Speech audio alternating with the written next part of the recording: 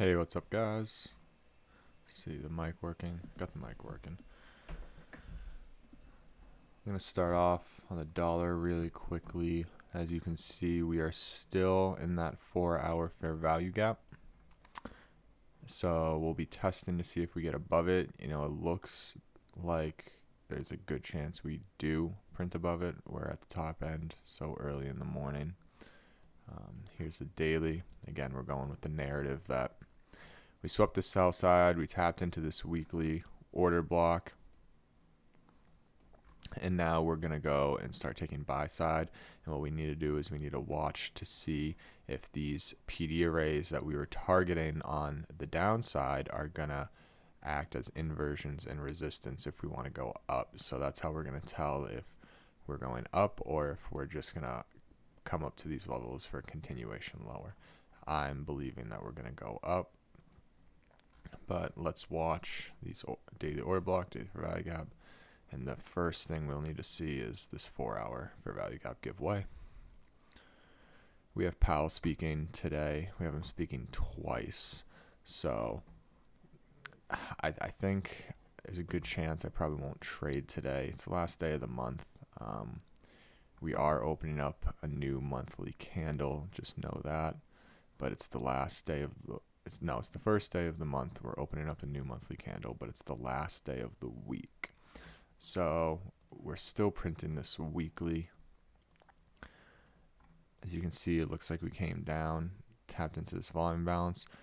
In the weekly forecast, I was kind of hoping we'd tap into this weekly fair value gap, and we'll see if we end up getting it.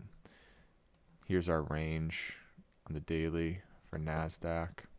As you can see, we had this wick on Wednesday that came up and swept a good amount of buy side. So I'm of the belief that that's going to allow us to tap into this daily and weekly on the lower time frames. Let's target. And then, as you can see, when we came up here on that Wednesday, we dropped lower, taking out all these lows. Which we talked about in yesterday's pre-market session.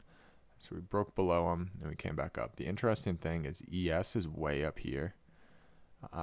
So there's a little bit of decoupling in these two markets right now, which makes sense. We've been range bound for so long. But at least for NQ, I do like this market structure for continued downside. Whether you want to call this the breaker, that's fine. I think some people might call this the breaker. They're just about the same. I think I would possibly go for this just because it came down a little more aggressively, but I know some people would also call this because this was the down close right before the move that took liquidity. And I think this didn't come below that though. So we have this breaker structure here after tapping into this 4-hour inefficiency, the 4-hour fair value gap. I'm going to take this off though. I don't want that breaker on there. Going down to the hourly, you can see in London we came up and swept yesterday's afternoon session high. So I do like that. As see this overnight Asian London range right here. I like this a lot. It's just sideways, and it really helps us set up runs of liquidity and market structure shifts. So that's a really nice market structure profile. Something that we haven't gotten in a while with what's been going on in this range. So we came up, attacked it, shifted structure, got a high, low, higher, high, came back down. This was a breaker. As you can see.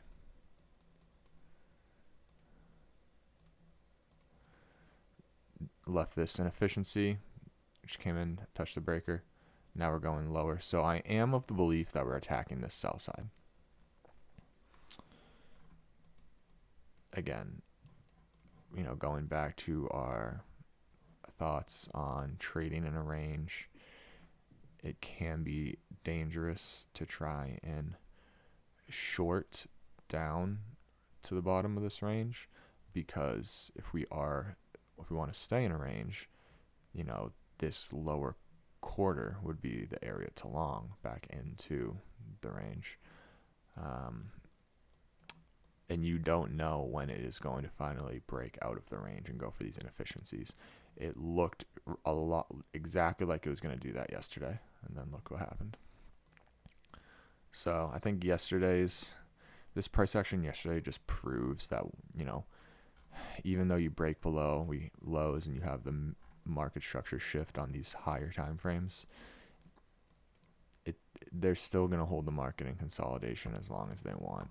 And I'm of the belief that they were doing it for Powell. He speaks twice today, once at 11, once at 2.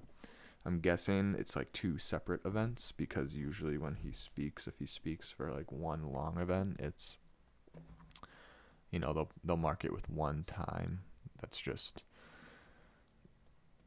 when the event starts, but it seems like they're 2 separate events because they denote it with 2 different times. Okay, so let's map out some inefficiencies on the downside, some PD arrays.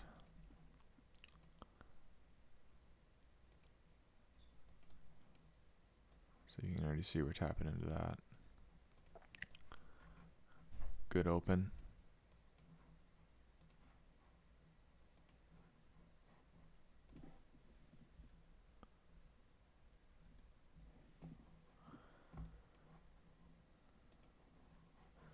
Let's go to this view. Again, remember where the dollar is. The dollar is at the top of that 4-hour fair value gap.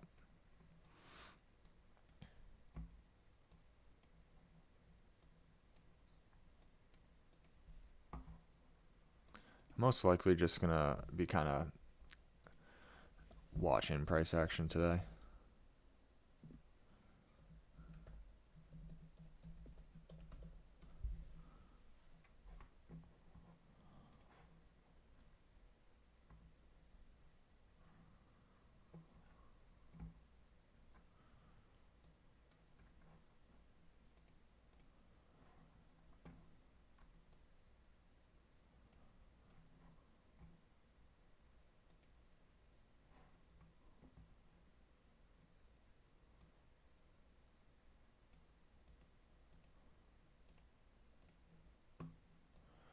Got a pretty large opening range gap.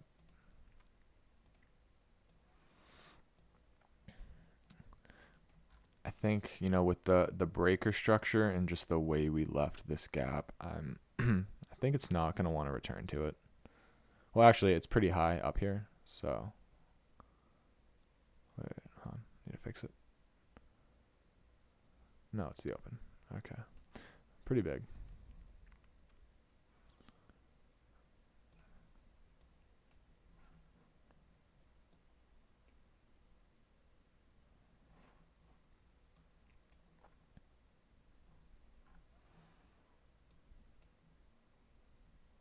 So again, remember, these are those 2 inefficiencies on the higher time frame that I think I wanted to use as a target for the week. So it seems like we're finally getting that Friday. We have a red folder event at 10. So just be aware of that.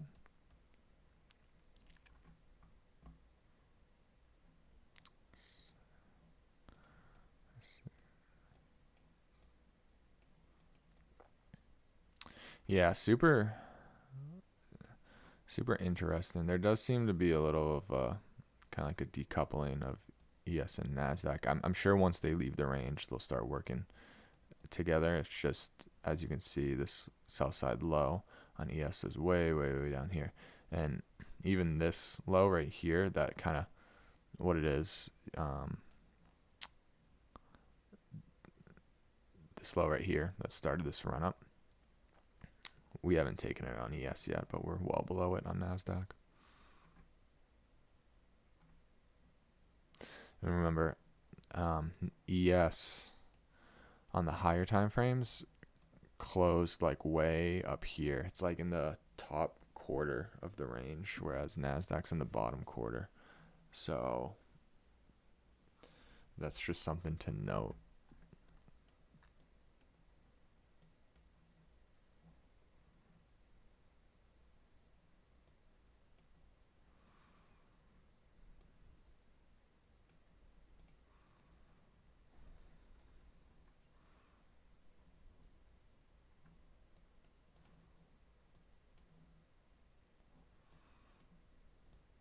A lot of volatility.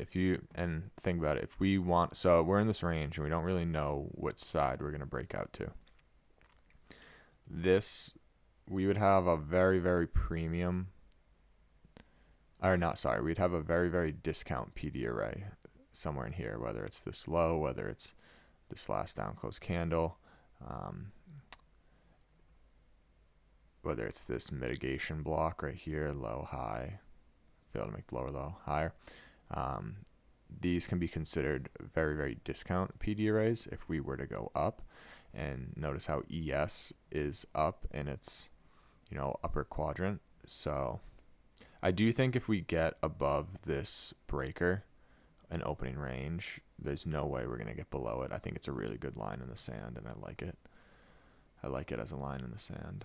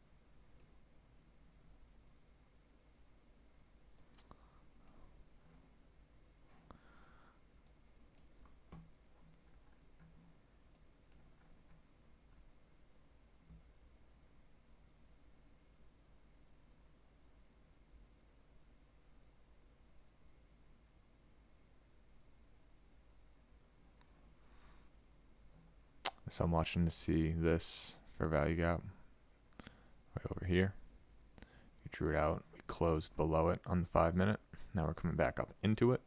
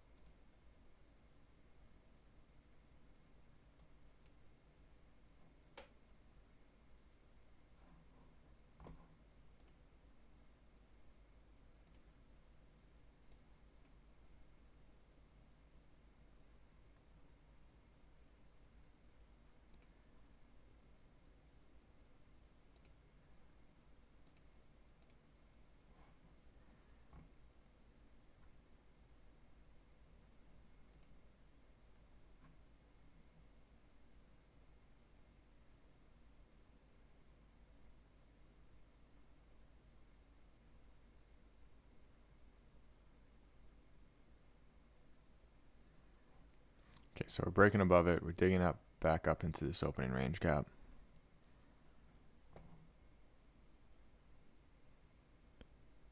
If we get above this candle right here, then I'd want to see us kind of dig up into that breaker. We'll see how we react off that.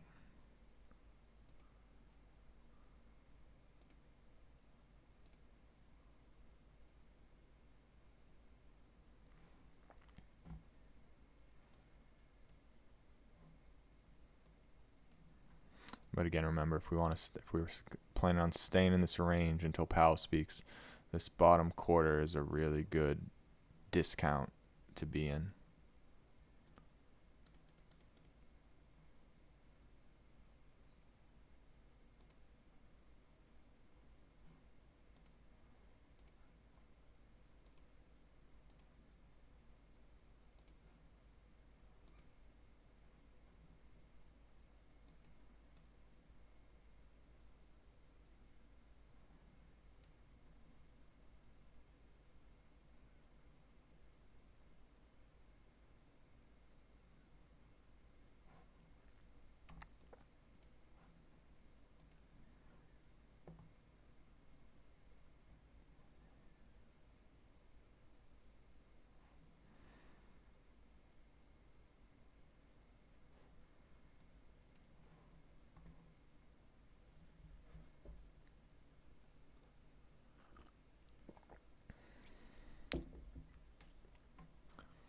Got a really, really large wick on the 15-minute. Look at ES. Yeah, as you can see, ES is in the top quarter of its premium, or of its range. We just came above, took some highs right there.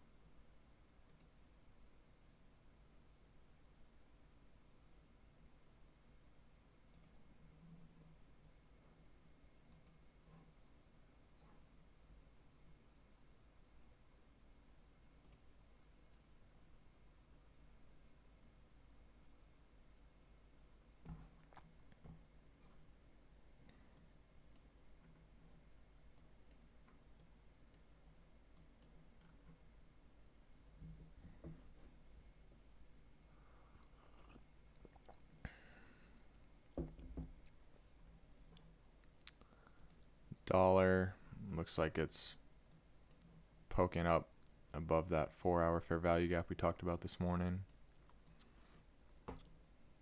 Coming up.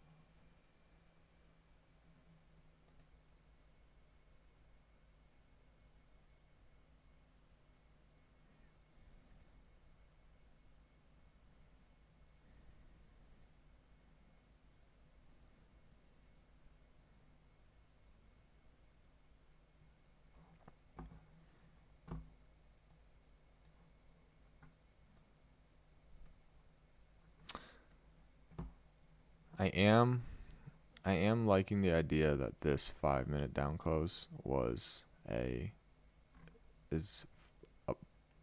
bullish order block now. Again, remember how I said this bottom quarter is a good zone for range trading. Discount, I would wait to take longs until we get above this breaker. But we are getting a shift in market structure here. But you got to be wary because the dollar is also pumping. The dollar is going a lot higher.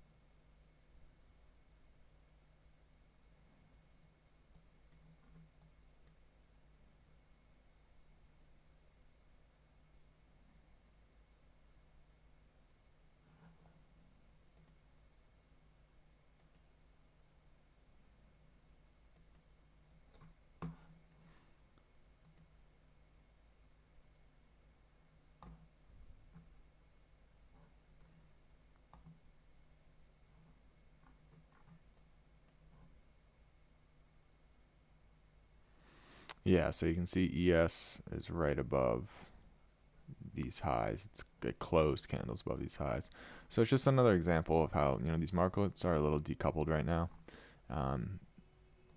And I guess it's not a normal day.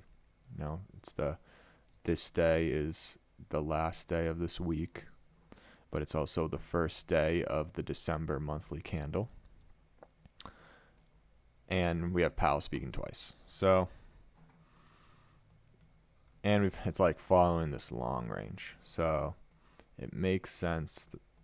I'm not surprised that, you know, we're seeing this kind of decoupling between ES and NASDAQ. And, you know, why that makes it hard to read is because,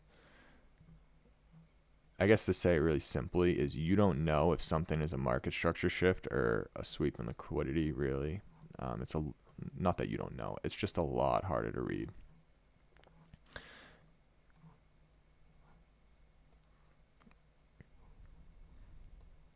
For example, NASDAQ below all these lows, looks like when it was coming down here really heavy, it's about to break.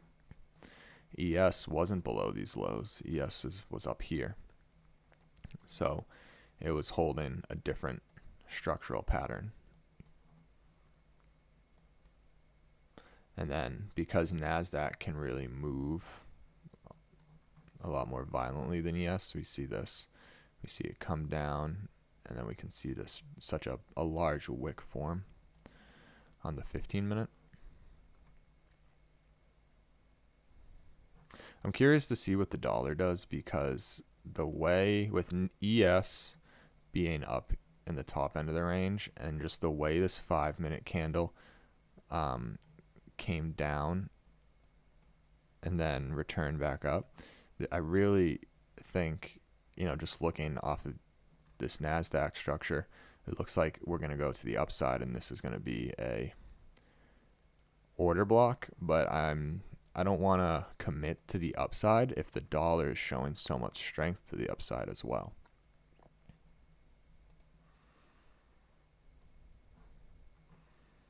And then, you know, if we do kind of just plummet from here, that's just going to be some really, really hard to read candlesticks on the 5-minute for NASDAQ.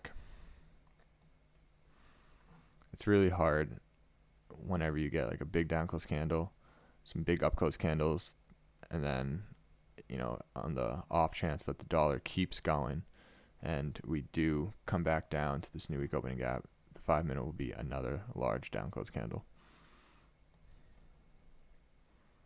And then in 15 minutes, we're right back where we started, right back here.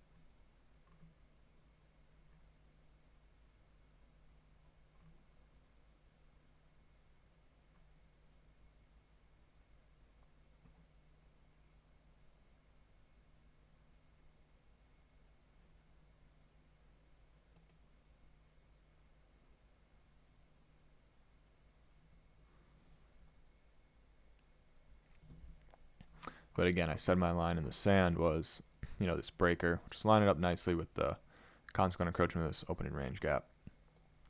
And you see we came up to it, just missed it. Now we're turning over.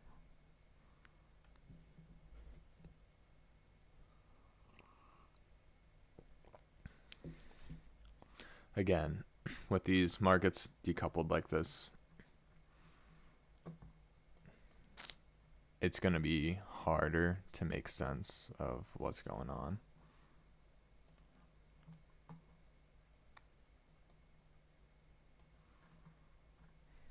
We have news at 10. But What I will pay attention to is this sweep of buy side on the hourly. It's a pretty significant level. When you yesterday's PM session high is a pretty relevant look back level for the algorithm. So we came above it like that. I'm curious to see, and if we, as long as we stay below this breaker, I don't see us, I see continued downside. So in terms of like liquidity, we did come down on the 5-minute and tap into some inefficiencies and some PD arrays down here. But in terms of this hourly, we did come and tap down. So you call this an hourly bullish order block. But I'm curious as to where the next draw on liquidity is, because we already took this buy side.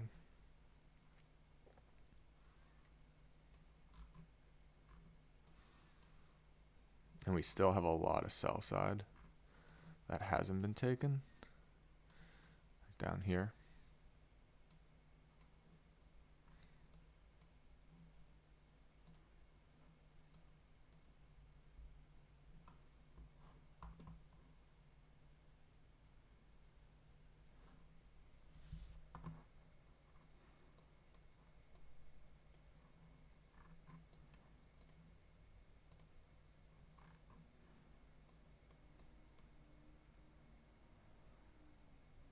Wow, look at that 15-minute candle.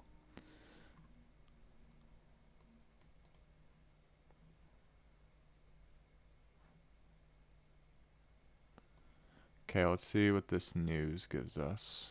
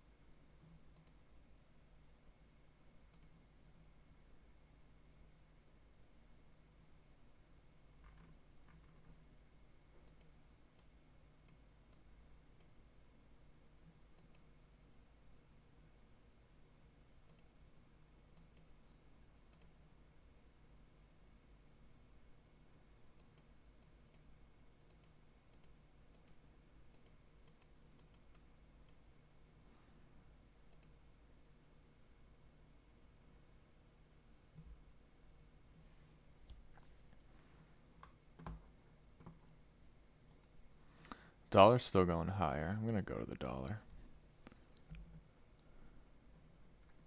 Yeah, so you can see we're above that 4-hour fair value gap. Going for the daily. I wonder if we could possibly tap into the daily and then it would retrace, and that could allow the market to go higher, because it does.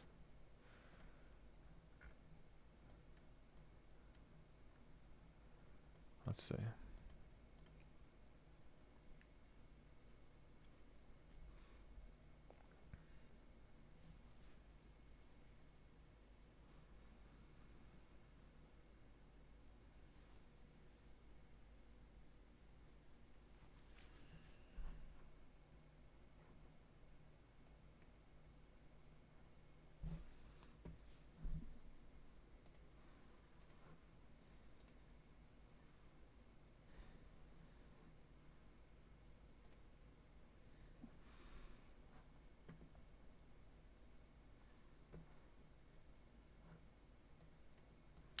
It's really just a waiting game.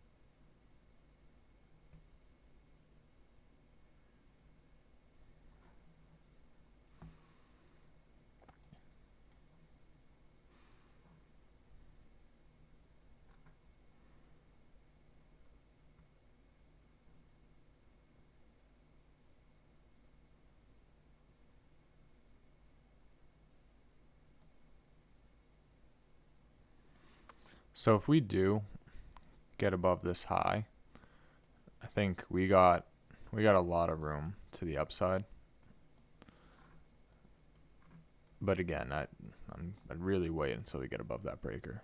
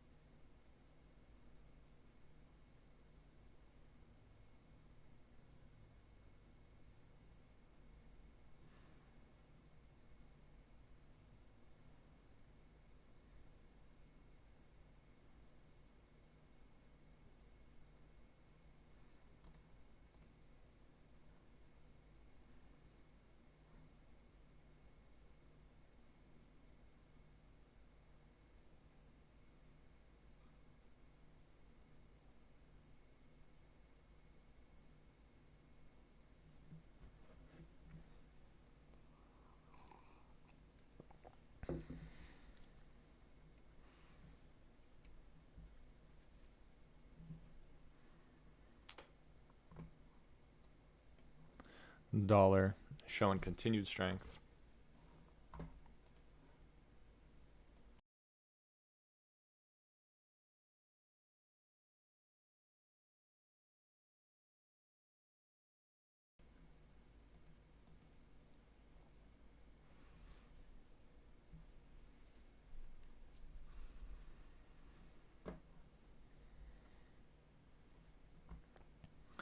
Okay, we got 1 minute. We got 45 seconds till this first news event. Again, probably won't be looking to take anything today in terms of trades, but I do just kind of want to tape read. But I'm curious as to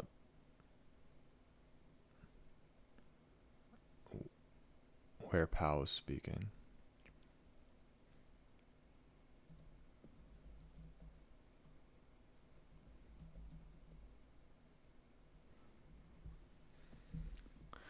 Okay, so looks like the dollar off that manufacturing index is going a lot lower. ES, oh wow. So ES was making a new high right there.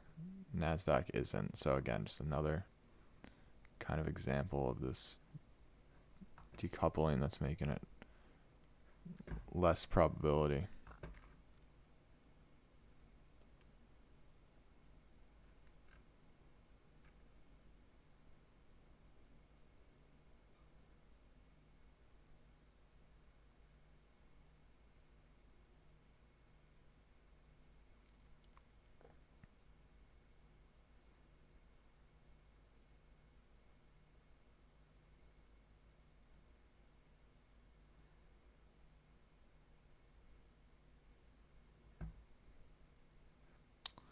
Dollar's still going down. And while we did print that pretty big wick on NASDAQ, I'm more curious as to where this next candle body closes. Because again, remember, how I kind of talked about this 9:35 minute candle looking like it wants to be a bearish order block or a bullish order block.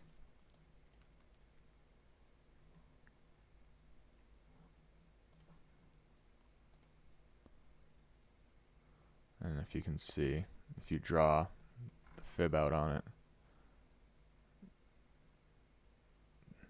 all these candles were respecting mean threshold very nicely. When we came down, mean threshold, all this white line.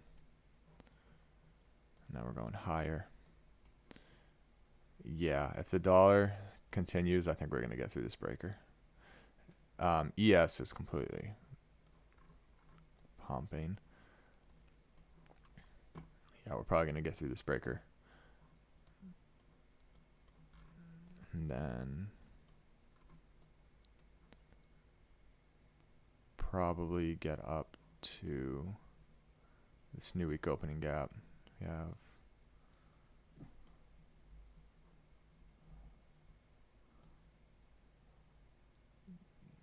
that high. See if the body closes. There we go.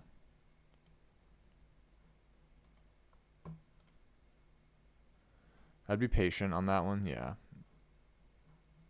Because it is also a higher time frame breaker. You have it on the 15-minute high-low, higher high on the 15.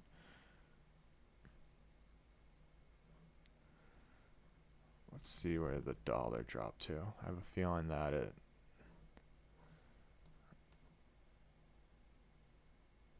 So remember, the dollar closed above this. So I'm curious as to if, you know, this drop, is it gonna, if it starts to like retrace up, then when it came down here, it's not breaking through this 4-hour fair value gap. It's just using it as an inversion, and the news driver made it very, very dramatic.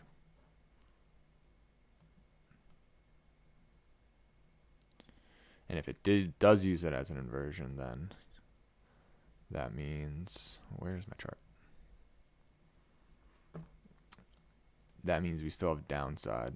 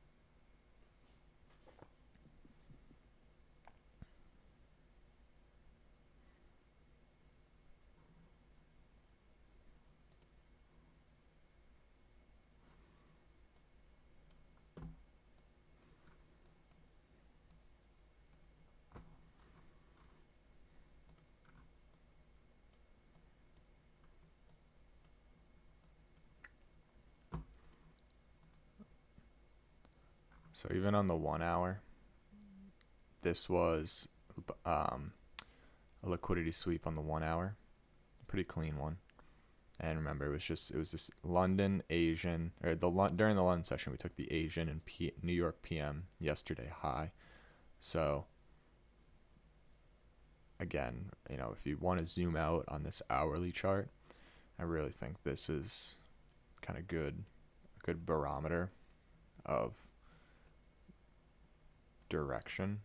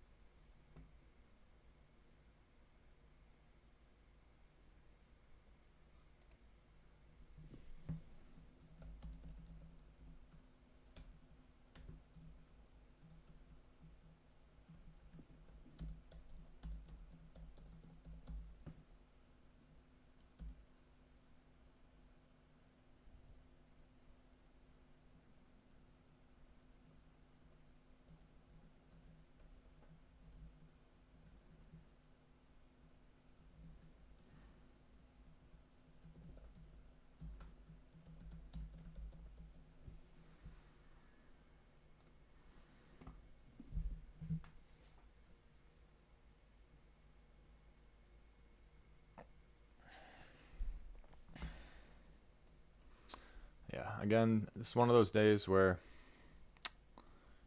we probably just, well, we definitely shouldn't be trading. I don't think we should. And I'm battling with the idea of, on days like today where I know I'm not going to take a trade, do I want to sit and watch it live, or would it just be better to go back and do like a hindsight review on the day? I don't really know, because I want to watch it live to kind of practice tape reading live, but it's also not a good day to do that. It's not a day that is super algorithmic. So yeah, and it's like really like mentally exhausting to kind of pay attention, and like it's like a lot of concentration of like, okay, we're like breaking above this high, we're coming back down here, there. So sometimes I wonder if it'd just be better for a hindsight review.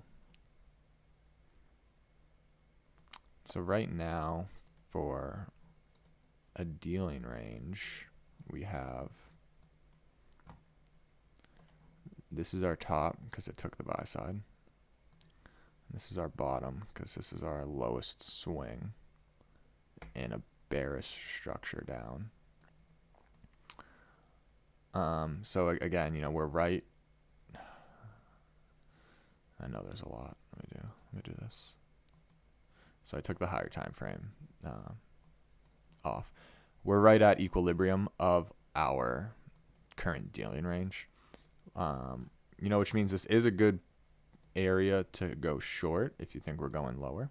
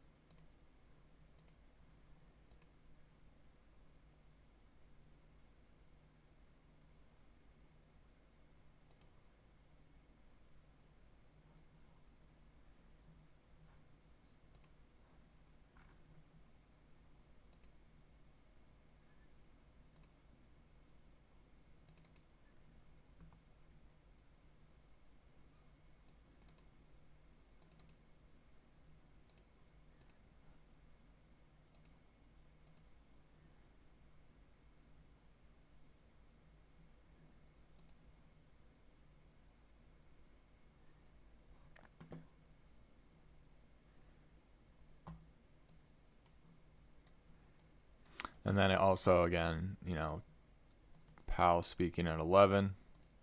They could just keep it like between this breaker and this low until then.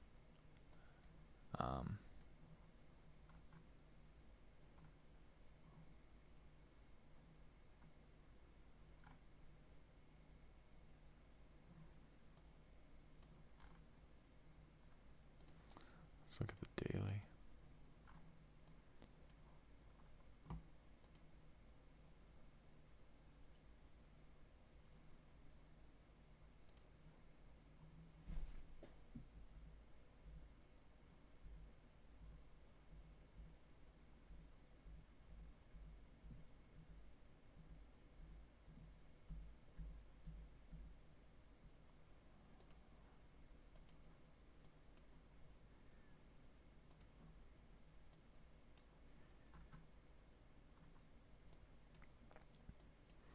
I do really think that we're definitely going to tag this buy side eventually. Like, I think that's how we're going to really continue into December. What I was expecting when I made this week's weekly forecast was we would make a low of the week down here and then take off. I don't know I looked at what Powell's doing. He's like speaking at Spelman College in Atlanta with the president of Spelman College. I don't know too much why. I know there's like an Atlanta Fed, so maybe it's probably something along that lines. But anyway, I don't know. Depending on how like violent it could get, it could like tap into this. You know, we're not that far from it, and then go higher. But it also doesn't have to, because I think this, what we've been doing is treating this as a big order block on the daily.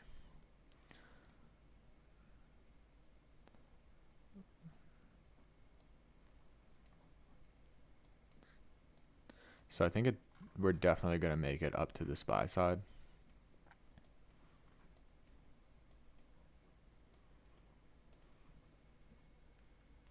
But it can do a whole lot of nonsense in between now and then.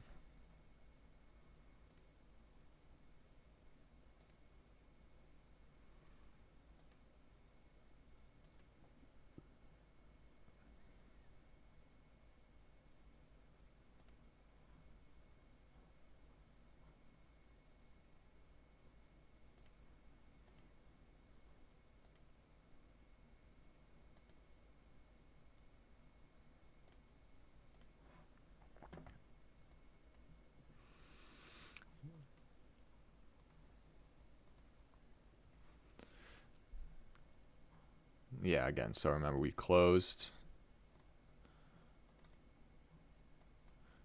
above this. You want to see on these lower time frames if this was coming back down to retest it as an inversion.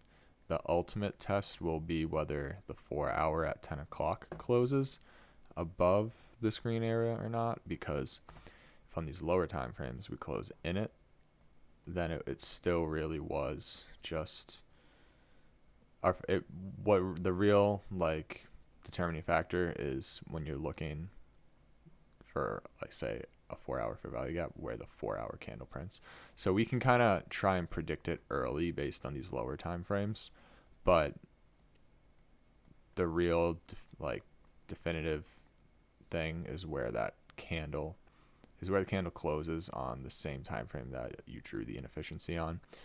Because if we do close inside of it, then you have to recognize that, you know, the reason why we had such a sharp drop was just because it was kind of, you know, on the lower time frames, this run up outside of it was really just kind of attacking these highs.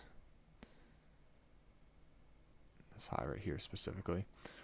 And then we had this sharp rejection in, which would allow the 4 hour body to line up back inside and show respect of it.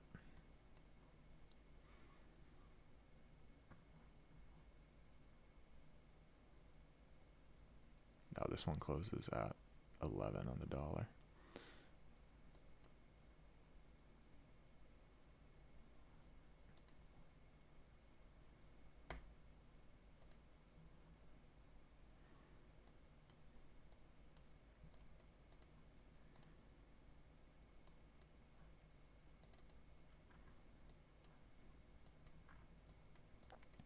And in terms of the silver bullet, there's like the draw on liquidity here is really brutal. I mean, we took buy side here, came down. Right at 10, we came up, poked above this breaker. That was also taking buy side. So I think the draw on liquidity is definitely downwards. But I don't really, again, I wouldn't take that trade today, just because this movement, I think, didn't really call for this retracement up. I think it should have continued lower.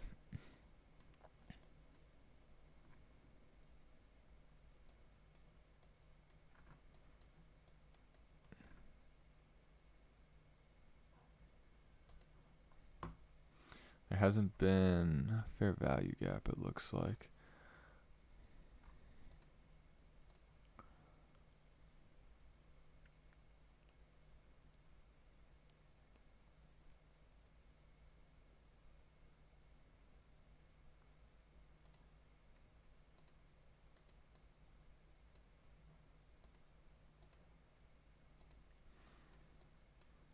ICT's always hinted at, you know, the first fair value gap that forms in the first 30 minutes between 9:30 and 10 is significant, but he never like did a lesson on why. And that's something that's always just remained in my brain. And he said he was going to do it, and then he never did. But yeah, he said the first fair value gap that forms between 9:30 and 10 is significant. And if you see that here, you can see us come back above it, but then use it as an inversion twice. Break back below it. I wonder if we're going to come up and touch it.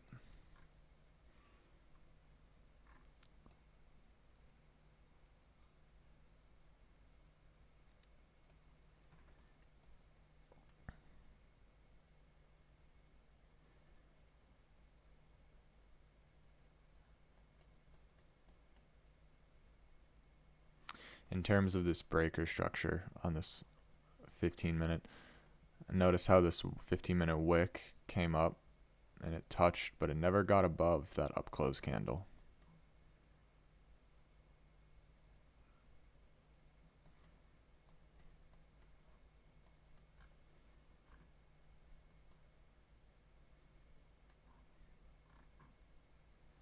Which is also an up close candle, 2 on the 5-minute.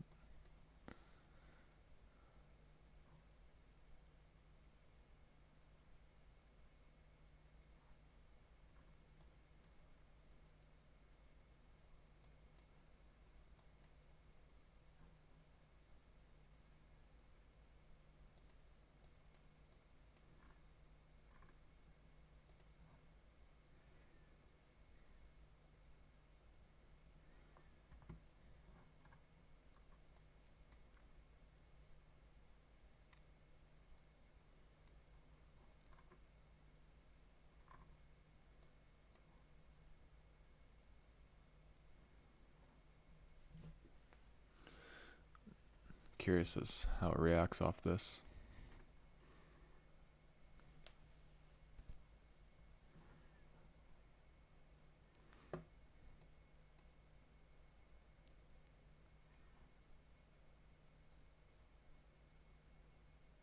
I didn't like the way it just rounded off and aggressively came off that new week opening gap, though. Like I said a few minutes ago, they could just keep it between this breaker and this low until Powell speaks.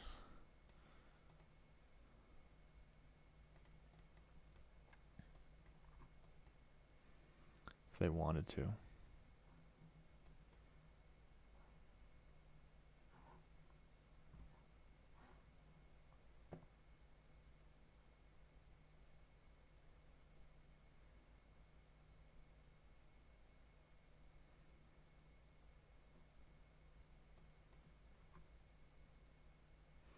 Looks like it's using it as resistance. I still wouldn't trust it.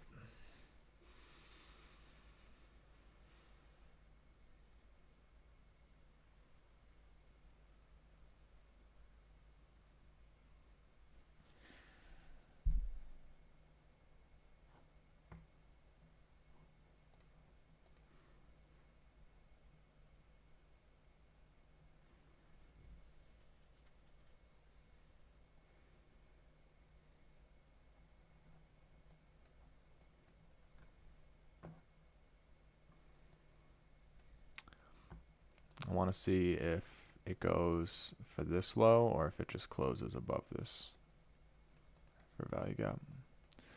And then I'll probably log off.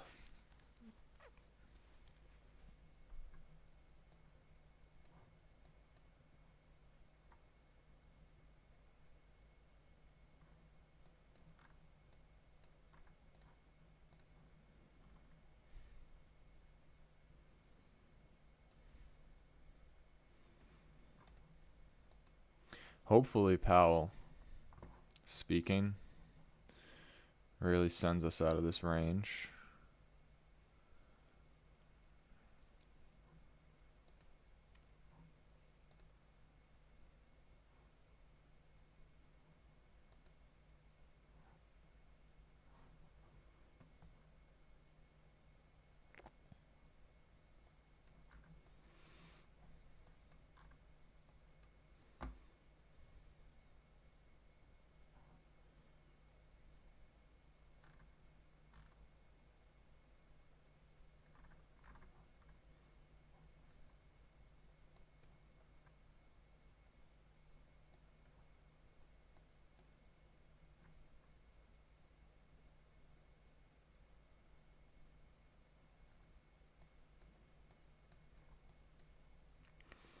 So what I'm starting to look for in this, like, kind of rough consolidation market is on sometimes on the 5, but more specifically on like the 15-minute and the hour. What liquidity do we take?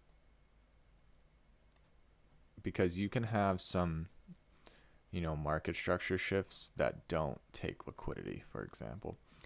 Like, specifically, I'm looking at this 15-minute candle that came up above this swing high, but then it closed lower. And notice how when that happens, that's when we're allowed to then kind of send it lower below these lows.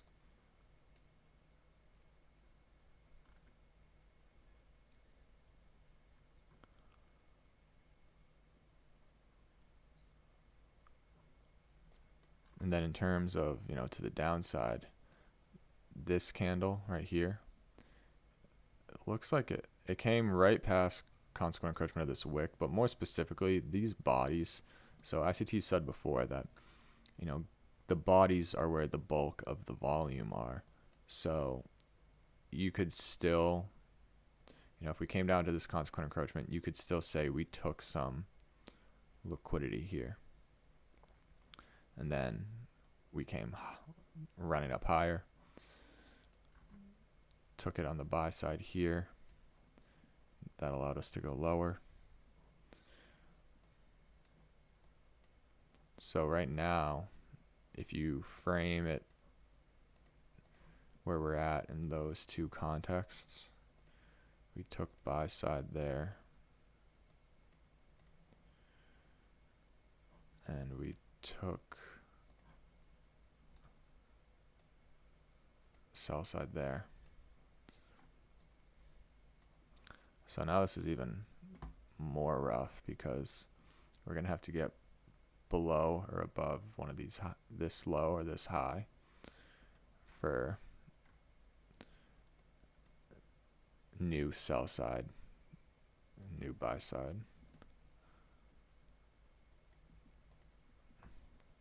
Again, NASDAQ is looking, yeah, it's going down. Cool. We reacted pretty well off that for value gap to the downside.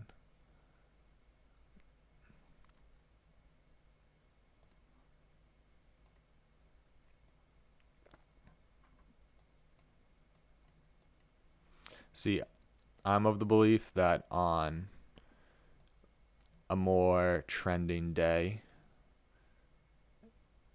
it would have just came down for this sell side and these lows off the open. We wouldn't have had this retracement and this little consolidation before doing it. Because if we were trending, I think it would have just sucked that liquidity a lot quicker. Specifically why I think that is because you can see on the 15-minute we had that liquidity, and then it would have just, on this higher time frame, ran a lot more lower resistance, which in result on the lower time frames would have not had this consolidation here, and this run back up to take right here.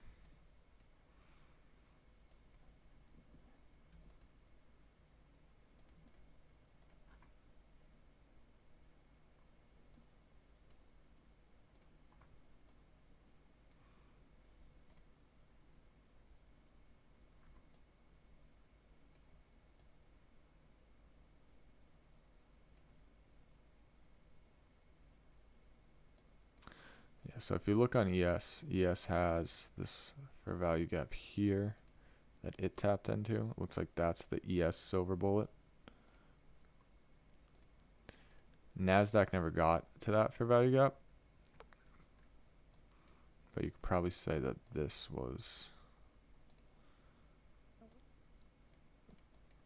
the NASDAQ silver bullet, just because we know that that first fair value gap in the opening range, ICT has claimed that's significant before. And the fair value gap for the silver bullet doesn't have to form in 10 o'clock.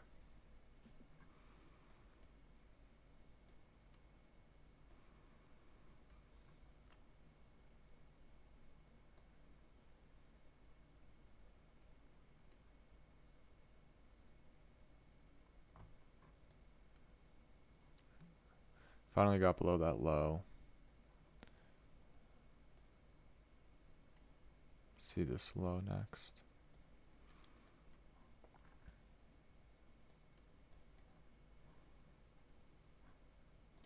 Go to the dollar. It's interesting how the dollar 4 hour, the next one starts at 11, whereas the indices, their 4 hour closes at 10.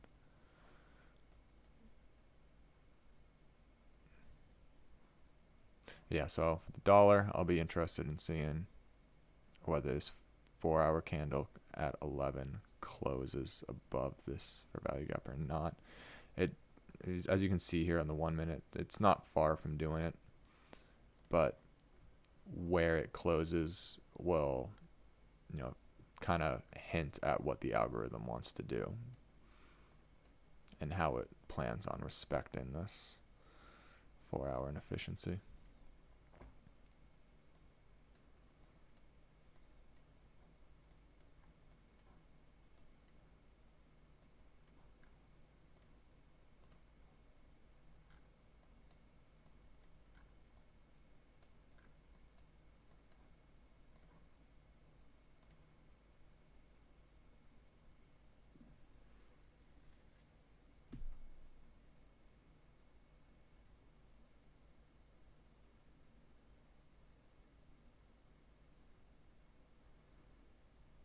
In terms of an implied dealing range, if you want to target the high of this, so this orange level right here is our weekly fair value gap that we talked about in the beginning of this week, looking to target. If you want to draw out an implied dealing range, which is this high, and this would be our target, the silver bullet. Most of it's on the bottom end, but it's right at the middle in terms of a premium to discount trade. We have the dollar. The dollar does look like it's going up, so I do like that. Yeah, that'd be great. That's a decent back test trade right there.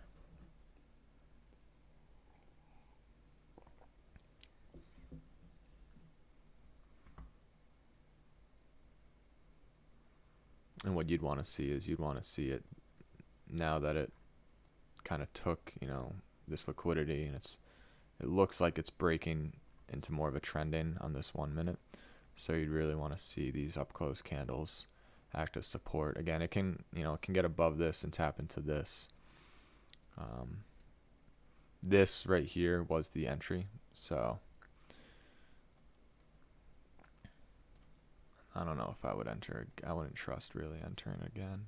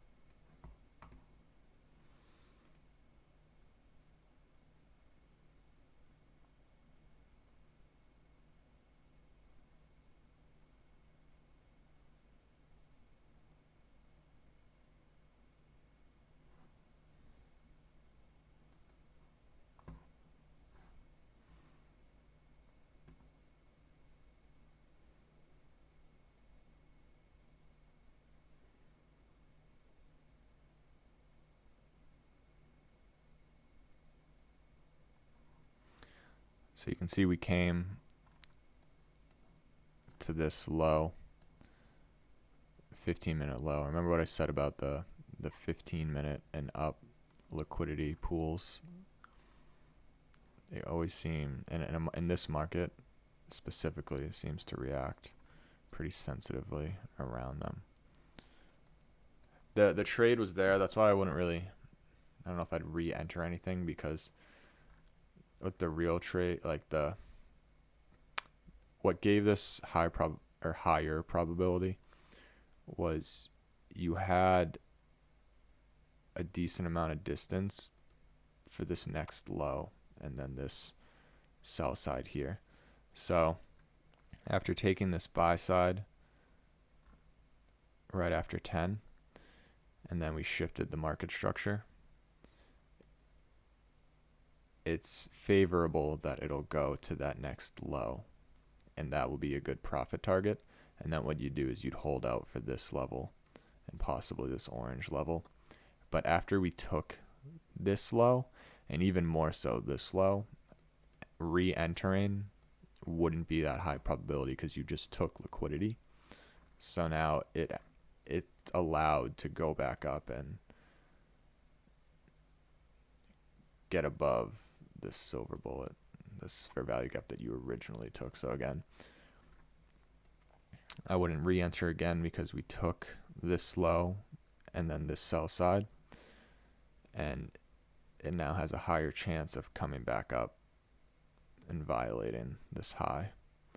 But prior, this was the market structure shift right here. After taking this buy side, respecting this breaker, coming back down. Why this fair value gap? This fair value gap because it's the first fair value gap that formed in the first 30 minutes of trading. And again, you know, ICT said that probably like 2 or 3 times, but he never did a lesson on it. So that's all I can really say is it's significant. And the dollar's still going up.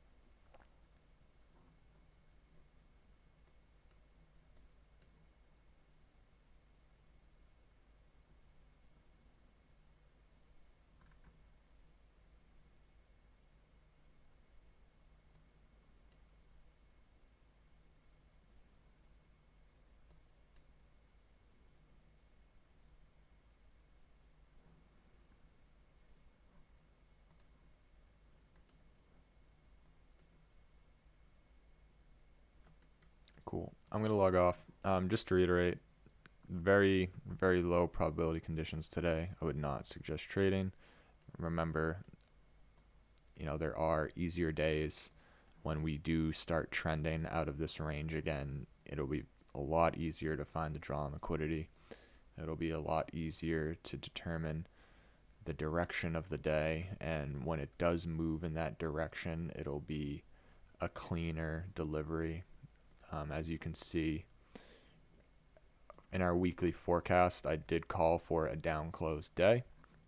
I mean a down close week, and we got a down close week, but we didn't get as far down as of yet. You know, still got a lot of time left in the day. As we initially wanted. What I wanted was the week to, you know, us to place this low sometime Monday, Tuesday, Wednesday, and then go higher. We didn't get that. And I don't really have to explain to you too much about how the delivery on the week was very rough. in of itself. I will be doing a monthly recap and posting that to the channel. And yeah, I think, I do intentionally come on here with the plan to not take trades, because in hindsight I kind of want it to be documented, how many days, even though I think that I have been trading in this, and you'll see in the monthly recap where I'll just talk about, I'll show examples of why it's better to just not trade in this range, unless you find that your edge is working.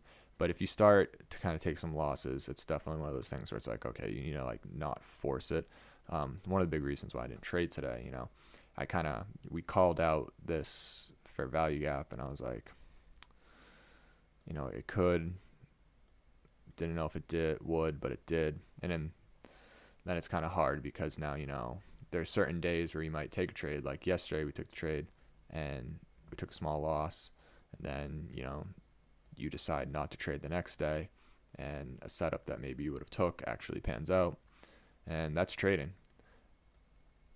So I'll talk about that in the monthly review. But trying to trade in this range, so we're slightly red on the month, and trying to trade inside this range is 100% why we were down in the month. I'll kind of talk about the first week in November. We went 5 for 5. We got wins Monday through Friday, and that first week in November is like right here. So it's when we were still kind of trending. And then so we went 5 for 5, and then you'll see the losses happen in this time frame. I'll try not to get too much into it now, but be careful, and good luck.